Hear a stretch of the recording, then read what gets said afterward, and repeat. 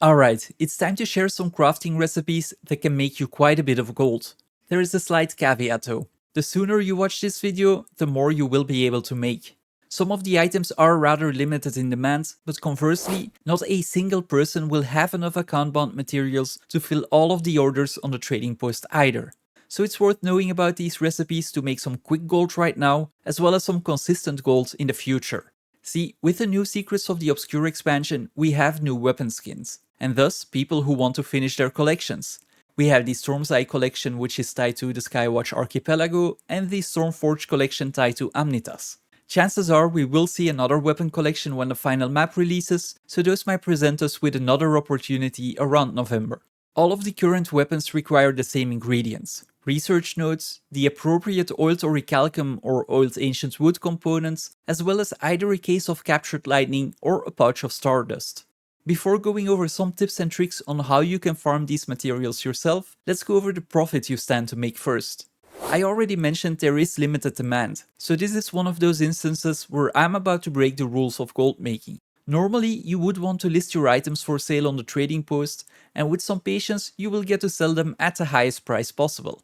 It is wild to me that I have to mention this, mainly because I'm such a small creator, but some of my videos have had an impact on prices on the trading post. So this might be one of those cases where you don't want to be patient and get the maximum profit, but rather fill the buy orders, as you will still make around 6 to 8 gold per item you can craft. With that out of the way, let's take a look at the ingredients.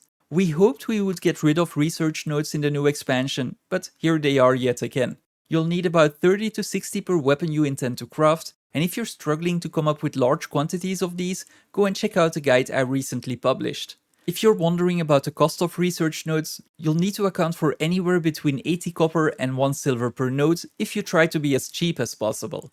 So you'll be spending 30 to 60 silver per weapon you want to craft. Currently, some of the oiled components are actually cheaper to purchase outright from the trading post. But if that is not an option for you, you can actually farm all of the ingredients yourself. I made a guide a while ago on how to farm 130 orichalcum ore per character per day, which I'll also link in the pinned comment. Alternatively, you could go to GW2 efficiency, click on gathering and disable all nodes except for the orichalcum ones. Ancient wood will be harder to come up with. If you happen to have a glyph of alchemy, you could use that on elderwood as well as on mithril ore to get an extra 150 ancient wood and orichalcum per day. There used to be a vendor who sold limited use versions for Karma, but the item is currently unavailable. I already mentioned GW2 Efficiency's gathering page, and you can use the same page to look for flax nodes.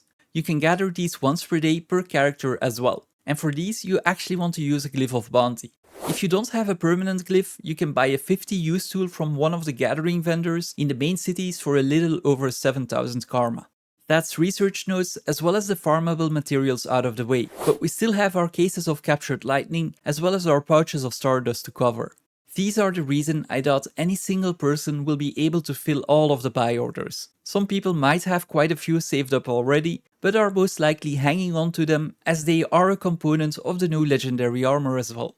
You can acquire 1 case and 1 pouch per day by doing the Skywatch and Amnitas metas, as they're one of the rewards from the daily chest. And for as long as the prices remain consistent, this means that you can make an extra 10 gold from doing both metas every day by simply crafting and selling one of the weapons. You can also purchase the cases and pouches for 250 static charges or 250 pinches of Stardust respectively from the different map vendors. Both of these are the map currency you can get by either participating in events or by collecting the glowing orbs you see all around the maps. These orbs have a limit as to how many you can collect per day, but if you see them, make sure to fly over them, as they also reward you with some experience. The only thing left to cover is how to actually get the recipes. Each of these can be bought from the different map vendors, as well as Lyr and Rent Scourgemaul in the Wizard's Tower. Each recipe will cost you 5 unusual coins, which most people have more than they can actually spend on items in the game. And you also need to unlock the appropriate Skyforge or Eagle Eye weapon skin for your account. If you're missing one of these skins, you can obtain them by playing the new maps, the new strikes, or simply by purchasing them from the trading post for around 20 silver each. And that about covers it. If you have any comments or questions, make sure to leave them down below, and don't forget to like and subscribe.